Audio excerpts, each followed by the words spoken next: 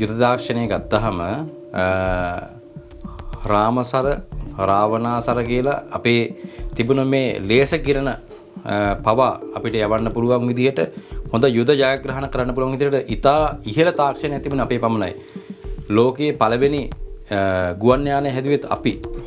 අපේ තිබුණ මේ රාවණ රජුරුව හැදුවා දනුමොන යන්ත්‍රය.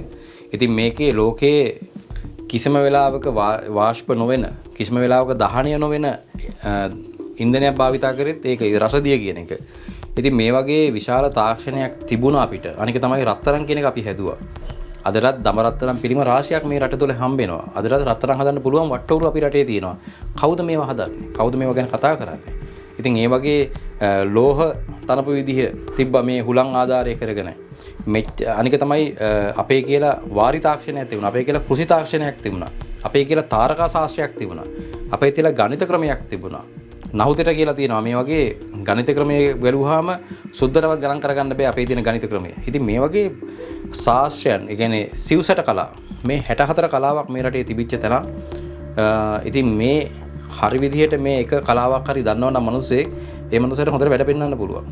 ඉතින් ඒක නිසා අපේ දරුවන්ට මේ කලාවන් ගැන උගන්වන්නේ නැතුව සුද්දකේ තියෙන කිසිම වැඩක් නැති ශාස්ත්‍රයක් උගන්වනවා. ඉතින් මේක කරලා මේ රටට වැඩක් නැහැනේ.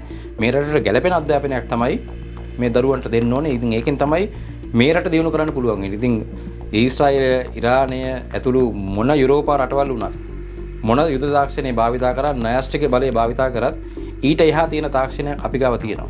ඊළඟට ටෙලිපති කියන ක්‍රමය. අපේ මේ තියෙන ටෙලිපති ක්‍රමය ලෝකේ කාගාවත් නැහැ. අපිට විතර අපේ මේ සටන් කරුවන්ට විතරයි තවත් සටන් ශිල්පියෙක් එක්ක මනසින් කතා කරන්න හැකියාව ලැබෙන්නේ.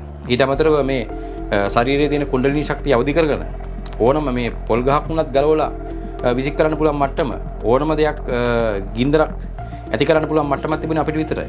ඊළඟට අපිට තිබුණා අඳුන් කියලා ක්‍රමයක්. කළුවර අඳුන කියලා තිබුණා. ඊට අමතරව වෙනත් අපේ අඳුන් වර්ග තිබුණා. මේ අඳුන් හරහා අපිට බලා ගන්න පුළුවන් සතුරා කොහෙද ඉන්නේ කියලා. ඉතින් මේ වගේ අලුත් අපේ සටන් ක්‍රම තිබුණා.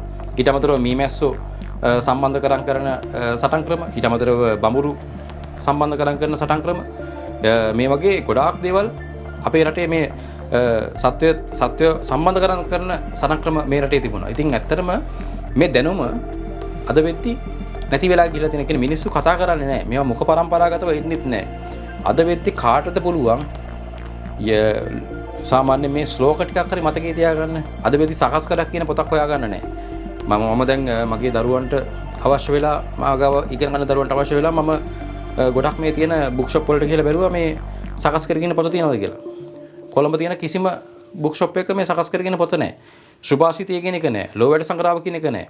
ඉතින් ඇත්තටම මේ වගේ අපේ තිබුණ අපේ මේ භාෂාව උච්චාරණය කරන්න පුළුවන් මේ වගේ පත කියන දේවල්, ඊට අමතරව අපේ කියන මේ දැනුම නැති වෙලා ගිහිල්ලා තියෙනවා නම්, මේක වහලා තියෙනවා නම් ඇත්තටම මෙච්චර මේ අවුරුදු 70 ගානක් තිස්සේ හිටපු රජයන් සහ හිටපු අධ්‍යාපන අමාත්‍යවරු මේවට වග කියන්න ඕනේ. ඇයි මේ තරම් මේ සිංහල ජාතියට කරපු මේ හානිකර තත්ත්වය මොකද්ද කියන එක.